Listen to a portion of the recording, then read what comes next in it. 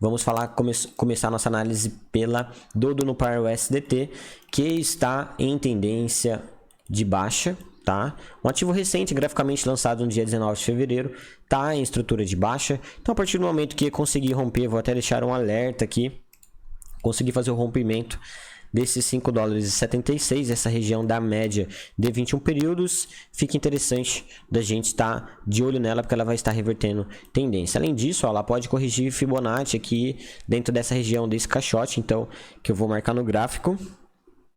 Então, caso ela venha testar entre o meio e o fundo desse caixote, fica interessante estar se posicionando aí no curto prazo também, que é ponto de retração de Fibonacci, e ela pode iniciar outro movimento de alta, mas entendam que vocês vão estar comprando um ativo que está em tendência de baixa e com pouco histórico gráfico, então seria mais vantajoso esperar a reversão da tendência com o rompimento dos 5 dólares e 76. Doge no par USDT. Doge no par USDT rompeu, ó, vamos ajustar aqui, rompeu uma linha de tendência de baixa faz pouco tempo sem fazer retração de Fibonacci. Eu mencionei para vocês na última vez que nós analisamos que se ela perdesse essa linha rosa, a tendência é que ela voltasse para as regiões de retração de Fibo. Isso não aconteceu. Então, Doge tende agora a ir lá buscar novamente a região do seu topo, a região da sua máxima aí no médio prazo, tá? Tem uma pequena resistência que ela ainda precisa superar aqui, olhando no gráfico de 1 hora, que é esse nível aqui, olha, desse topo que eu vou marcar em amarelo no nosso gráfico. Então, a partir do momento que ela conseguir romper esse 0,60, a tendência é lá perto do 0,80 no par USDT, tá? Então, Doge com possibilidade de entrada aí no curto prazo, fique de olho, se não me engano, nós temos até um sinal em aberto nela, que já atingiu aí o segundo objetivo. EOS no par USDT. EOS no par USDT fez um movimento forte de queda, né, com essa última correção do Bitcoin. Vamos ver se protegeu em Fibonacci.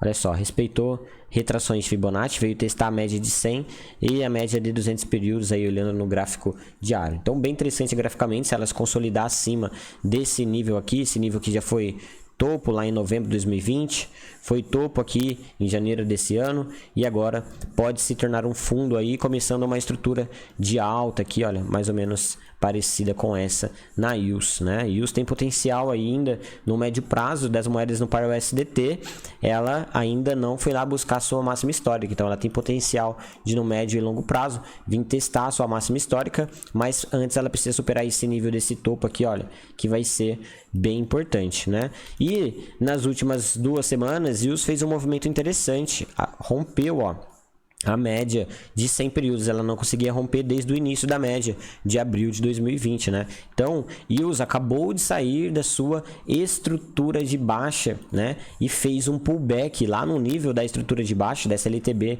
que eu acabei de traçar aqui, vou colocar em vermelho no nosso gráfico, né? Então, ó, rompeu a LTB, a média de 100 períodos no gráfico semanal e volta nesse nível para fazer um pullback, defendendo aqui na média de 100 períodos no gráfico diário e no início de uma estrutura de alta. Então, muito interessante a gente ficar de olho em EOS. Claro que vai depender um pouco aí do Bitcoin. Você vê que no gráfico intraday ela está bem parecida com o BTC, ó, sobre a resistência da LTB. Então, eu aguardaria um rompimento aqui desse topo para pensar em uma posição compradora aí na EOS, né, com o objetivo lá da sua máxima histórica, pensando no curto prazo, mas trabalhar com compras fracionadas entre esse nível aqui que está agora ou mais perto dessa LTA é bem interessante, pensando em posições, tá? Porque EOS está com um movimento gráfico bem bonito aí, pensando no mais médio prazo. No curto prazo vai depender um pouco aí da influência do Bitcoin, se o Bitcoin vai subir no curto prazo, vai romper LTB lá, conforme eu mencionei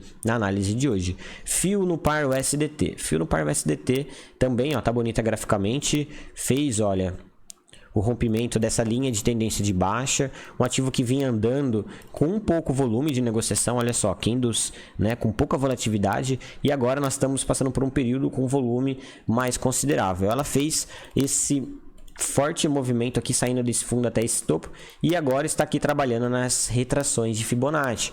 Então, fio assim como a EOS pode estar interessante aí no médio prazo, tá? No curto prazo, precisa romper essa linha de tendência de baixa. A partir do momento que conseguir romper essa LTB, fazer o pullback, se consolidar acima dessa média de 100 períodos, ela tende a lá buscar o seu nível da sua máxima, né? E aí a gente consegue traçar uma extensão de Fibo aqui Vou fazer isso no diário, que vai ficar melhor. A gente poderia traçar aqui, ó, uma extensão de Fibo baseada em tendência, já que ela estaria respeitando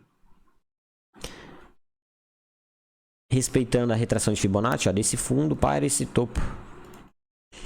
E aí no mais médio prazo, Fio poderia ir lá testar 0,61, 100% da projeção e 1,68 lá buscar, ó, o nível perto da sua máxima ali, desconsiderando esse pavio aqui, que foi algo, né, sem controle.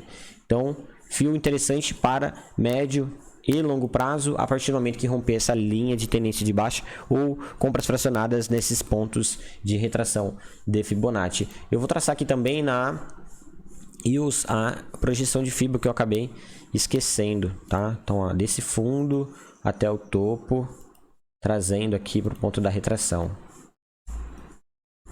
Olha só, região de 1,618, olha que bonito graficamente. No nível do caixote azul que eu marquei para vocês como um nível importante a ser superado para que o preço fosse lá buscar a sua máxima histórica, tá? Então, confluência aqui, região do caixote azul com uma projeção de 0,68 de Fibonacci e 100% também, e mais a curto prazo aí, resistência aqui na região de 1,618.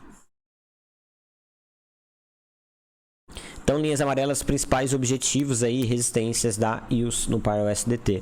BCH no par USDT.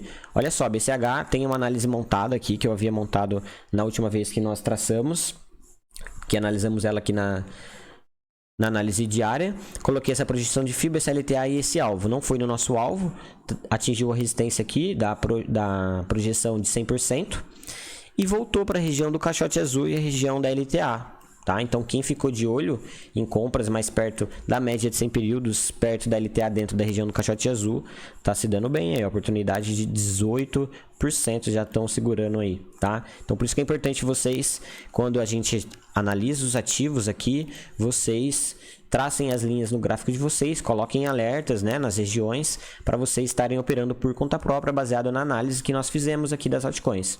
Então, entrada aí mais no curto prazo na EOS, a partir do momento que romper essa LTB. Deixarei um alerta aqui também. Na EOS não, desculpa, BCH. 264 dólares aproximadamente, com o objetivo de ir lá buscar a região da sua máxima histórica, 763 dólares. A partir desse nível, aí ela tende lá buscar a nossa projeção que nós marcamos lá acima dos 1.000 dólares, pessoal. E se a EOS não, BCH, fizer mais um movimento de baixo na direção dessa LTA, linha laranja aí do fundo do canal, boa oportunidade para você comprar. Uma possível formação de fundo duplo pode acontecer aqui. Então, o momento ideal de você trabalhar com entradas fracionadas na BCH no par USDT. Então é isso, Criptomaníacos. Espero que essas análises venham te ajudar. Vejo vocês nas nossas próximas análises diárias.